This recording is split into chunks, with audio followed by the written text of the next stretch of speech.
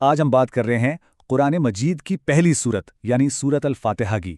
تو آئیے اس کے معنی کی گہرائی میں اترتے ہیں۔ دیکھیے، یہ صرف قرآن کا پہلا صفحہ نہیں ہے، بلکہ یہ تو اسلامی عبادت کا وہ بنیادی ستون ہے جس پر سچ پوچھیں تو کروڑوں لوگوں کی روزمرہ کی زندگی ٹکی ہوئی ہے۔ اور یہ ہے وہ سورت، ذرا سوچیں، صرف 7 آیات ہیں اس میں، لیکن یہ وہی 7 آیات ہیں جنہیں کروڑوں لوگ ہر روز بار بار دہراتے ہیں۔ تو یہ صرف الفاظ نہیں ہیں، نہیں، بلکہ یہ تو خالق اور اس کی مخلوق کے بیچ ایک بہت ہی گہری اور بامعنی بات چیت کی شروعات ہے۔ تو چلیں سب سے پہلے اس کے نام سے ہی شروع کرتے ہیں۔ اس کا نام ہے الفاتحہ، جس کا سیدھا سا مطلب ہے کھولنے والی یا شروع کرنے والی۔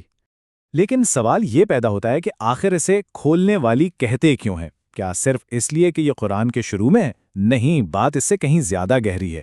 اسے یہ نام اس لیے بھی دیا گیا ہے کیونکہ یہی وہ سورت ہے جو ہر روز ہماری عبادت کا دروازہ کھولتی ہے۔ 17 یہ وہ کم سے کم تعداد ہے جتنی بار ایک مسلمان اپنی 5 وقت کی نمازوں میں سورت الفاتحہ پڑھتا ہے ہر روز۔ تو یہ نمبر خود ہی بتا دیتا ہے کہ یہ سورت ہماری زندگیوں میں کتنی زیادہ اہمیت رکھتی ہے اور ہر وقت موجود رہتی ہے۔ اچھا، تو اب اس دعا کے پہلے حصے پر نظر ڈالتے ہیں۔ یہ وہ حصہ ہے جو مکمل طور پر اللہ کی حمد و ثنا کے لیے وقف ہے۔ الحمدللہ رب العالمین، یعنی سب تعریفیں اللہ کے لیے ہیں جو تمام جہانوں کا رب ہے۔ دیکھیے، دعا کا آغاز یہ ایک ایسی تعریف سے ہو رہا ہے جو کائنات کی ہر چیز کو اپنے اندر سمیٹ لیتی ہے۔ یہ آیت ہمیں یاد دلاتی ہے کہ ہمارا تعلق صرف اپنی اس دنیا سے نہیں بلکہ تمام جہانوں کے خالق سے ہے، اور اسی لیے تعریف کا اصل حقدار بھی صرف وہی ہے۔ اس کے فوراً بعد اللہ کی رحمت کا ذکر آتا ہے 2 بہت خاص ناموں کے ساتھ، الرحمن اور الرحیم، یعنی وہ جو بے انتہا رحم کرنے والا اور بہت مہربان ہے۔ تو یہاں ان صفات کو دہرانے کا مقصد ہی یہ ہے کہ ہمیں اس کی رحمت کی وسعت کا اندازہ ہو، ایک ایسی رحمت جس نے کائنات کی ہر چیز کو گھیرا ہوا ہے۔ اور پھر مالک یوم الدین، جزا کے دن کا مالک۔ یہ آیت ہمیں یاد دلاتی ہے حتمی انصاف اور اللہ کے مکمل اختیار کی، اور یہی وہ بنیاد ہے جس پر اس دعا کی سب سے اہم درخواست ٹکی ہوئی ہے۔ یہاں تک تو تھی اللہ کی تعریف، لیکن اب اس دعا میں ایک بہت ہی اہم موڑ آتا ہے۔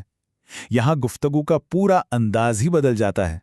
ذرا غور کریں، ابھی تک ہم اللہ کے بارے میں بات کر رہے تھے تیسرے شخص کے صیغے میں، لیکن اب اچانک ہم براہ راست اللہ سے مخاطب ہو جاتے ہیں۔ ایاک نعبد و ایاک نستعین، اور یہ ہے وہ آیت جسے سورت کا دل کہا جاتا ہے۔ ہم صرف تیری ہی عبادت کرتے ہیں اور صرف تجھ ہی سے مدد مانگتے ہیں۔ یہ صرف ایک جملہ نہیں، یہ ایک پکا عہد ہے۔ یہاں آ کر تعریف ایک قدم آگے بڑھ کر عبادت اور مکمل بھروسے کے اعلان میں بدل جاتی ہے۔ تو جب یہ عہد کر لیا تو اب باری آتی ہے دعا کے دوسرے اور آخری حصے کی، جہاں ہم اپنی سب سے بڑی، سب سے اہم درخواست اللہ کے سامنے رکھتے ہیں۔ اللہ کی عظمت کا اقرار کرنے اور صرف اسی کی عبادت کا عہد کرنے کے بعد اب ہم اپنی اصل درخواست پر آتے ہیں، اہدنا الصراط المستقیم، ہمیں سیدھے راستے کی ہدایت دے۔ اور سچ پوچھیں تو یہی تو اس پوری دعا کا مرکزی نقطہ ہے۔ لیکن یہ صراط مستقیم یعنی سیدھا راستہ آخر ہے کیا؟ دیکھیں، یہ کوئی عام فزیکل سڑک نہیں ہے، نہیں، یہ تو زندگی گزارنے کا وہ مکمل طریقہ ہے، وہ عقیدہ ہے، وہ عمل ہے جو انسان کو سیدھا اللہ کی خوشنودی تک لے جاتا ہے۔ لیکن دعا ابھی ختم نہیں ہوئی ہے۔ اس کی جو آخری آیت ہے وہ اس درخواست کو اور بھی زیادہ واضح کر دیتی ہے۔ وہ سیدھے راستے کو 2 دوسرے راستوں کے مقابلے میں رکھ کر ہمیں سمجھاتی ہے۔ تو اب اس فرق کو سمجھیں۔ ایک طرف ہے سیدھا راستہ، یعنی ان لوگوں کا راستہ جن پر اللہ کا انعام ہوا، اور دوسری طرف وہ راستے ہیں جن سے ہم پناہ مانگ رہے ہیں، یعنی وہ لوگ جن پر غضب ہوا اور وہ جو بھٹک گئے۔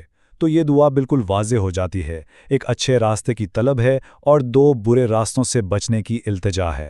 تو اگر ہم اس پورے سفر کو دیکھیں تو سورت الفاتحہ دعا مانگنے کا ایک مکمل، ایک بہترین نمونہ ہے۔ یہ اللہ کی عظمت کے اقرار سے شروع ہوتی ہے، پھر عبادت کے ایک براہ راست عہد تک پہنچتی ہے، اور آخر میں ہدایت کے لیے ایک بہت ہی عاجزانہ درخواست پر ختم ہوتی ہے۔ تو آخر میں ایک سوال رہ جاتا ہے، یہ دعا جو ہر روز ہدایت مانگنے کی ایک التجا ہے، اس کا بار بار روزانہ دہرایا جانا رہنمائی کے لیے ہماری اپنی انسانی ضرورت کے بارے میں کیا بتاتا ہے؟ یہ ایک سوچنے والی بات ہے۔